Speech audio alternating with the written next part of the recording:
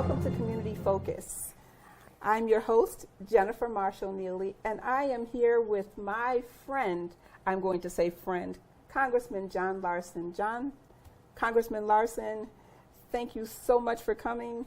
We have a lot to talk about. I just want to welcome you back to Bloomfield because there's so much that I want to know from you, and we never have enough time. Well, Jennifer, thank you, and I do consider you a friend as well. But thank you for the compliment. Glad to be here as well. Well, there's a lot going on in this country we're going to try to kind of talk about a little bit of it. But I want to start by saying I listened to the news this morning to learn that Elon Musk is resigning from DOGE. Well, Elon Musk, as you know, has stepped down. He's what is termed a special volunteer. Why? Well, he's not a member of the cabinet, and not being a member of the cabinet, he didn't have to undergo Senate approval and acceptance, so he had to go through no hearings with respect to that. And he wasn't vetted. And he wasn't vetted at all, and he's a volunteer, which even volunteers have to be vetted, and he wasn't. He's what's called a special volunteer, which is legal, but it has a limited amount of time. Trump, however, said, I'll determine what the time is going to be on that. But he gave Elon Musk a charge, and his charge was to find $2 trillion in cuts that he would make. And so Musk set out to say, okay, that's my job, and he hired all these young people to go in who are capable people, I'm sure, but their mission was unconstitutional and focused on making these cuts and also looking at people, in the case of Social Security, looking at their individual records and going in there and seeing what should be confidential. And no 23-year-old ought to be rummaging through your data, and God only knows what they're doing with that data as well. The good news is that we were able to stop that, but not before they had done a lot of damage. And I think the important thing here, Jennifer, is this. Why are they going after Social Security, Medicare, Medicaid, and to some extent national defense? Well, if you took all three of those agencies, the Department of Defense, Medicare, Medicaid, and Social Security, they comprise 70% of the federal budget. So, as Musk, at least he was honest about this, said if we're going to find $2 trillion, we're going to have to go to where 70% of the budget is. And of course, that includes Medicare and Social Security that have a direct impact.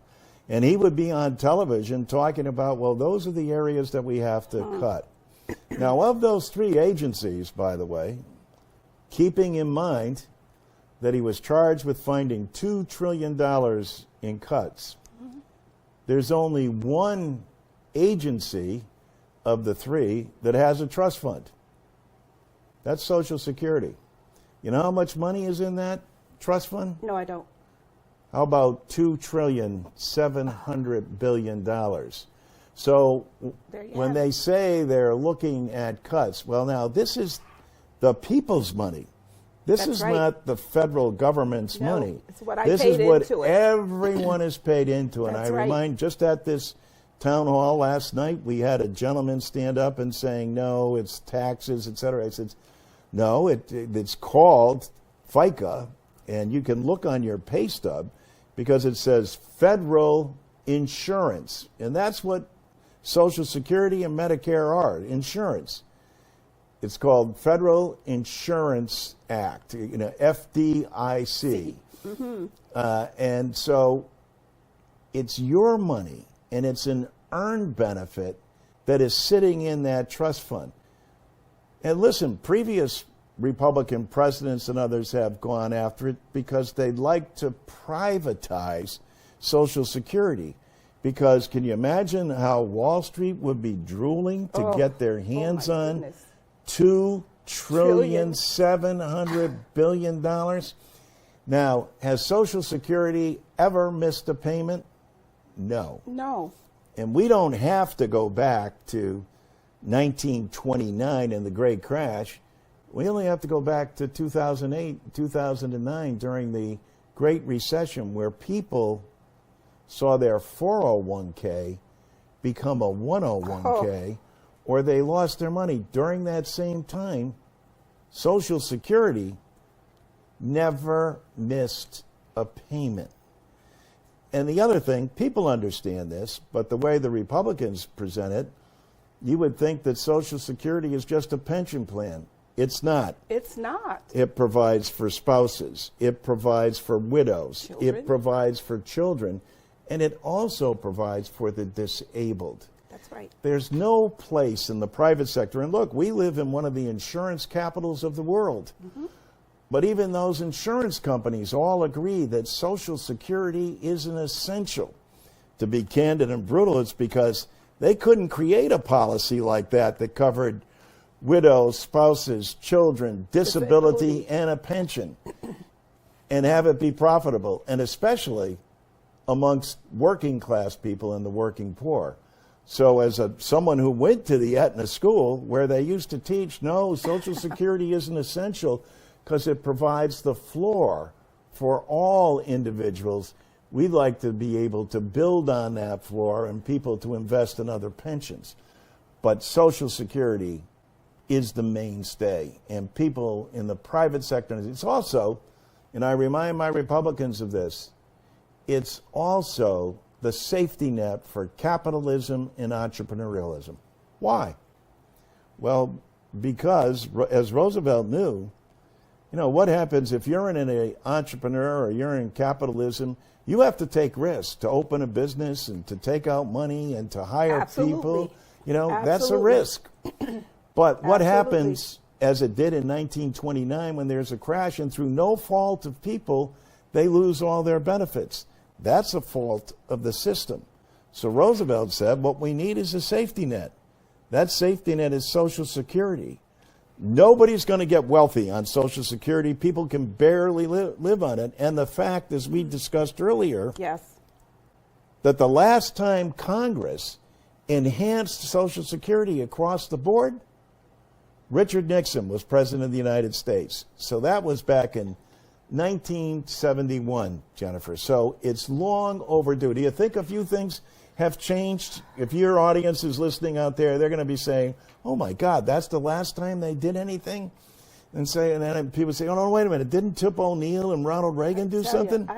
I have friends who are barely making it, worked for 33 years at their place of business, and when they retired and had to go onto Social Security, could barely make the rent for Social Security, just living off of Social Security.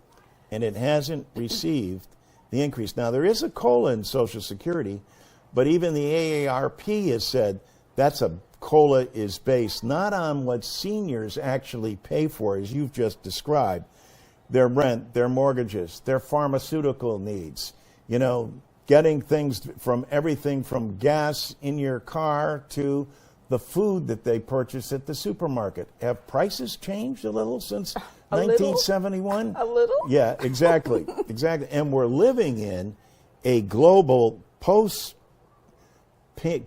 pandemic and now global inflationary climate that has an impact on everybody across the world, but especially on citizens that are living on fixed incomes. And it's Congress's responsibility to adjust those incomes so people can basically survive. And at the same time, by doing that, where do people spend that money? Right back in the communities they live in, right back at the local grocery store, at the pharmacy, paying their rent, paying their mortgage, paying their heating bills, cooling bills. So it's an economic development plan as well. That's the genius of Franklin Delano Roosevelt.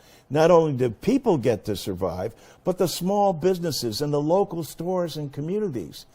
In this district alone, in every congressional district, all 435 of them, on a monthly basis, on average, districts get over $200 million that come into people. Where do they spend that? Right back into the community. So but it hasn't been adjusted since 1971. That's why I'm on a mission to make sure that we get this through and get it done. How are we looking with that, though? We're looking, it's very strong amongst Democrats, obviously, but the Republicans have been unwilling to take it up. They defeated my amendment. I put an amendment before the Budget Committee and said, listen, if you really want to help people out, if you really want to make sure that this is okay, then what you need to do is enhance a program that is Congress's responsibility. Republican response was, well, yeah, we have to, your plan is a good idea, but we have to sit down and compromise on that. I said, what is there to compromise if you don't have a plan? What are you suggesting, and what have you put on paper? The answer was nothing. I said, when you put something down on paper, then we'll talk about compromise. That's the stop progress approach. Yep. That's the stop progress approach. I can't sit here and talk to you and not bring up tariffs. Right. And what's going on with the tariffs. Now, I have to tell you that from a layperson's perspective, all I see is tariffs hurting people. And I went to purchase something online, and when I got to the screen where you're going to pay, where you would pay, it itemized, this is the amount, this is your taxes, and this is the tariff amount.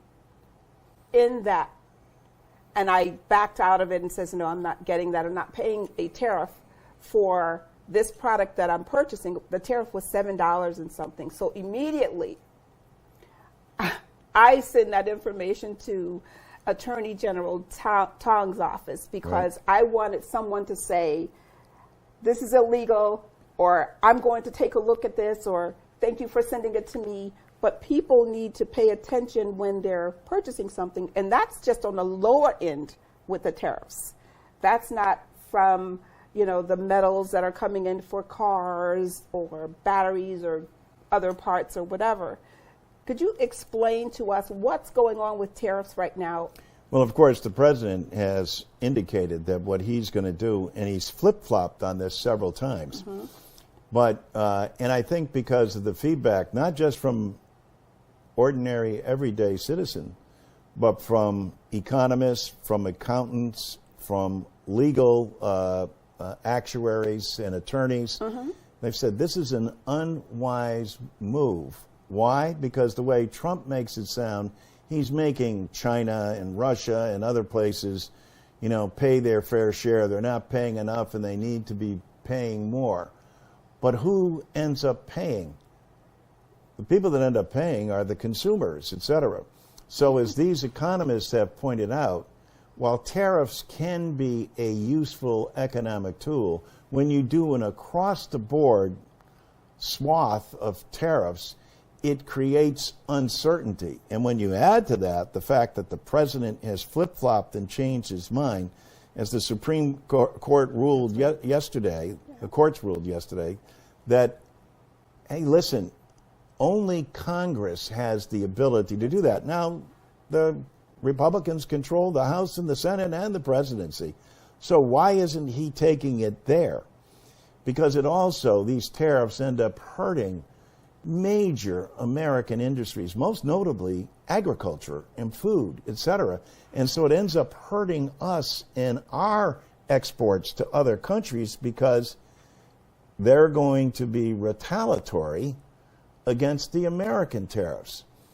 There's an argument to be made that countries ought to pay their fair share, but there's a lot of justification. But across-the-board tariffs cannot work because all trade is not equal, and we don't trade with all countries. That's true. And most of all, you don't want this to end up falling on the backs of the consumers who are already dealing with post-COVID global pandemics and now global inflation.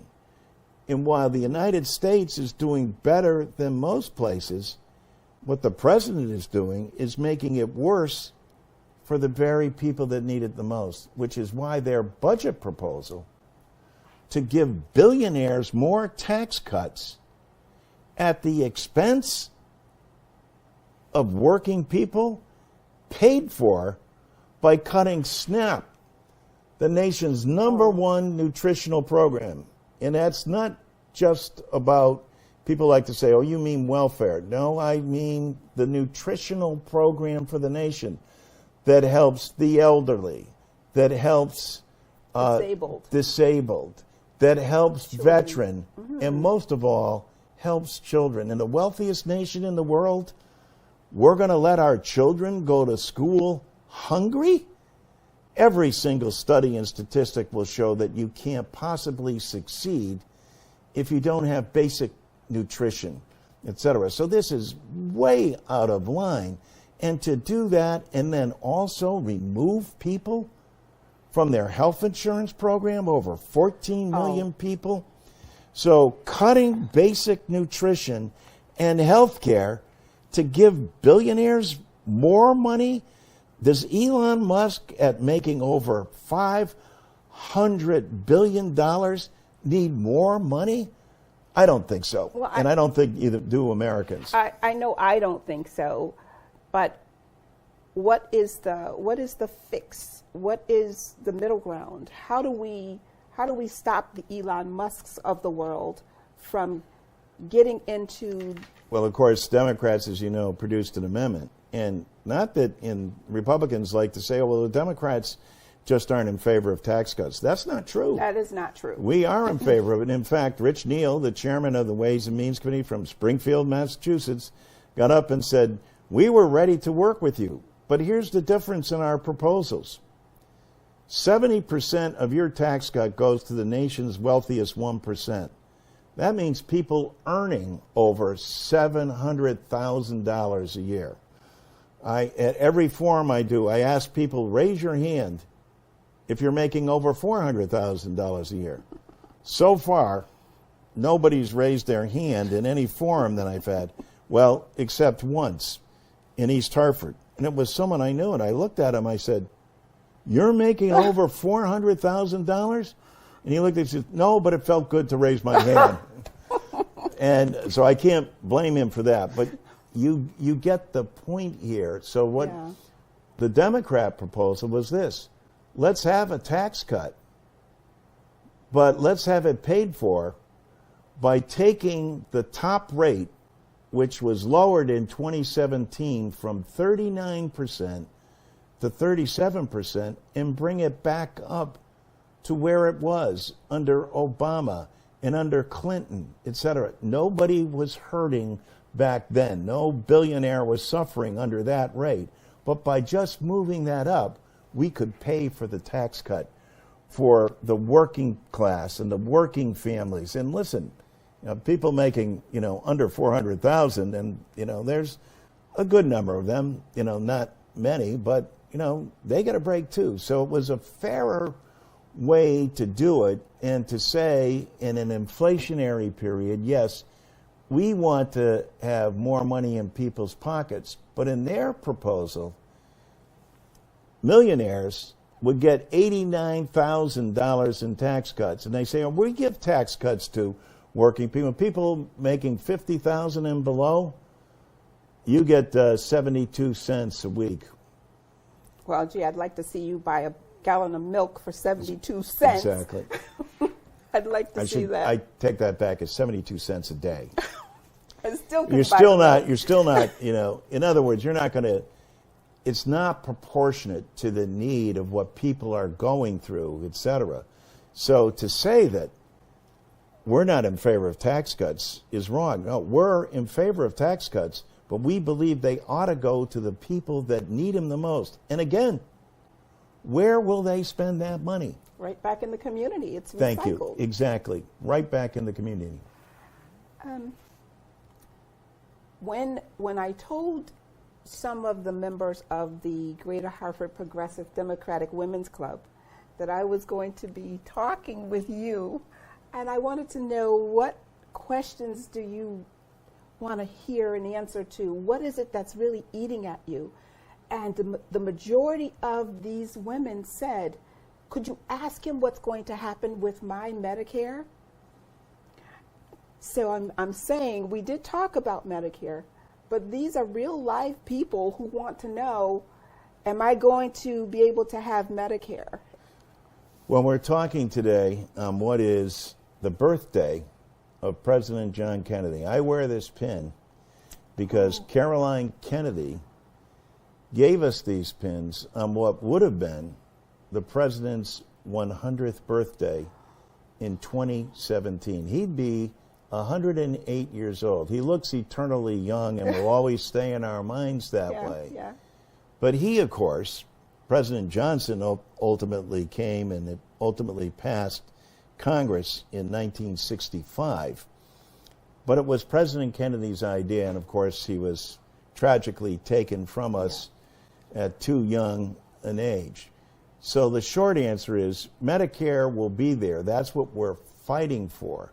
They're proposing, they being the Republicans in their budget, to cut it. So no wonder these individuals, but because especially Medicare being essentially the health care system for the elderly, where would you turn without that? And that's what President Kennedy and President Johnson saw, and why it needs not just to be protected, but to be enhanced so that people can, in their retirement, survive with dignity. This notion that you should have to work longer is buffoonery, you know, and so we're fighting as the Democrats submitted proposals again to stop the cuts to Medicare.